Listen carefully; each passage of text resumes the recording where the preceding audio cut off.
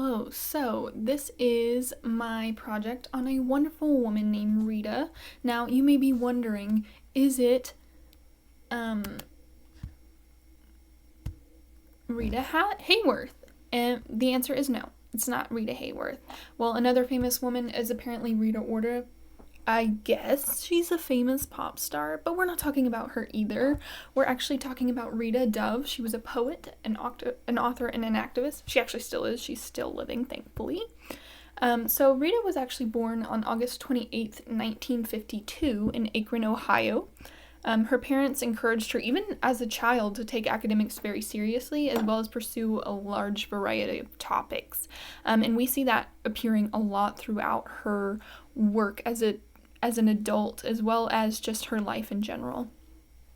After graduating from high school with honors, Rita actually attended Miami University in Ohio, where she graduated with a degree in 1973. She later attended university in Germany after receiving the Fulbright Scholarship, and she received her MFA from the University of Iowa in 1977. Now, Iowa is actually where she met her husband Fred, and they were married in 1979. Their daughter, who's pictured on the right there, is Aviva Dove, and she was born in 1983. Dove, again, certainly seems to have taken her parents' advice to pursue variety, as in her adult life, she's actually lived in Israel, Ireland, France, and Germany, so really went all over the world there. So here's a timeline of some of the things that were happening during Rita's childhood, her young childhood, and I feel like these really could have had a huge impact on the themes and writing style that she ended up using.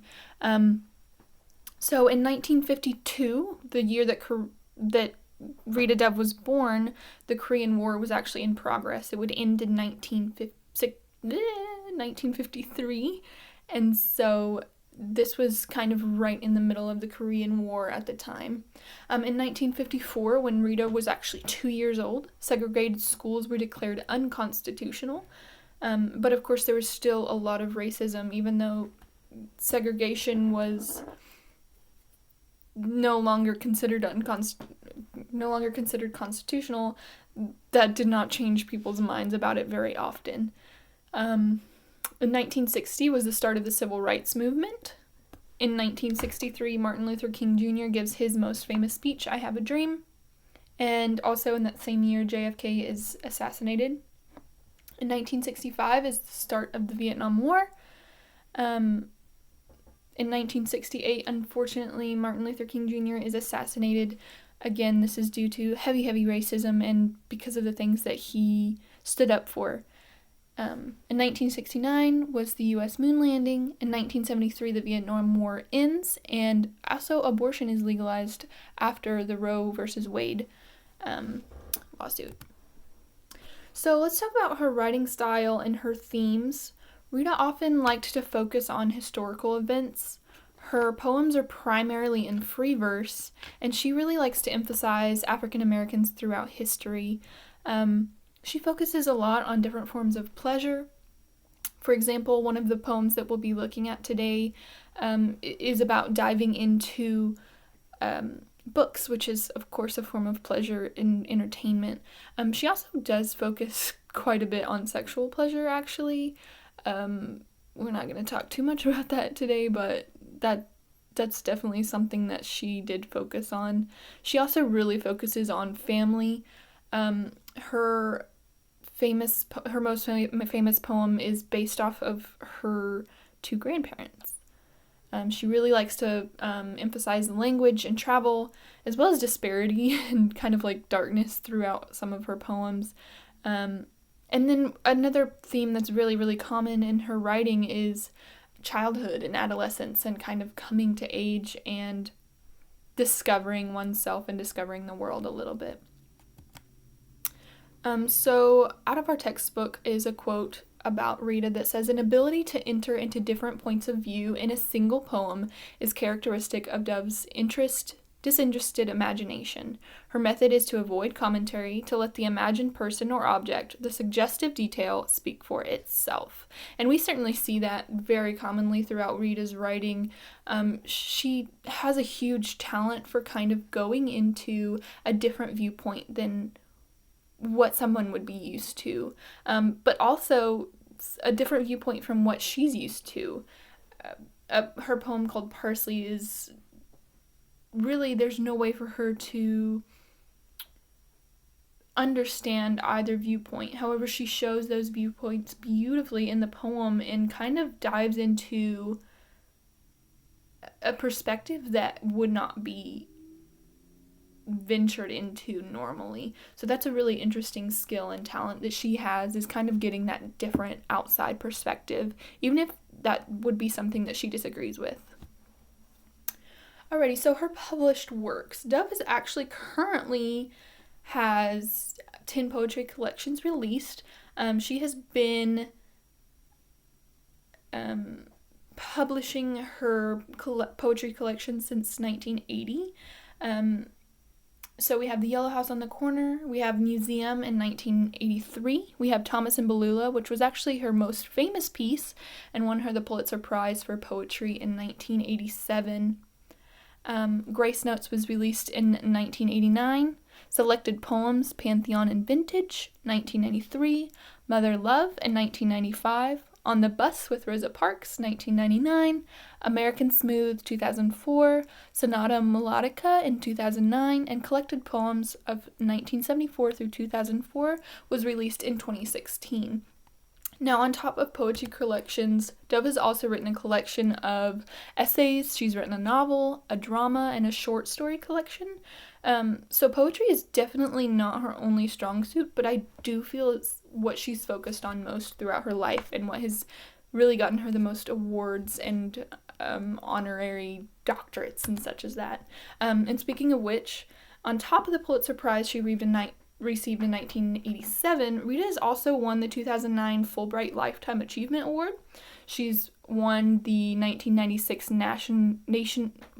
National Humanities Medal, which was actually given to her by President Clinton, and many, many other rewards.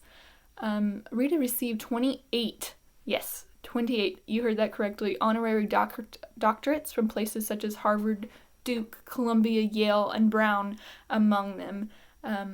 A lot of really prestigious universities and colleges wanted to honor her because of her work. On the right, you can see a picture of Rita receiving a medal from President Obama. Dove also served as Poet Laureate of the United States from 1993 to 1995, and it's really interesting because she was the first African American man or woman to do so. So I actually picked 2 poems from Rita to discuss and do on my poetry project, one of which is the first book. Now, I really enjoyed this book because it discusses diving into a book for the first time. This poem, is really interesting to me because I really enjoy reading. And I feel she really captures a lot of wonder and yet simplicity in this poem. I really feel like it's very significant because it urges an audience to read and to dive into the world of literature and experience the wonders of the written word. So that one's really interesting to me. The second poem that I picked for Miss Rita Dove is The Spring Cricket Considers the Question of Negritude. This poem is really, really interesting to me because, first of all, it's an outside perspective that I wouldn't be able to understand, but it also shows a big theme in her writing, and that is that apart from the title, you're gonna get a completely different narrative than if you do actually read the title as you're supposed to. If you're only reading this title, you might be kind of confused as to what it means. However, the title really gives it a whole new meaning.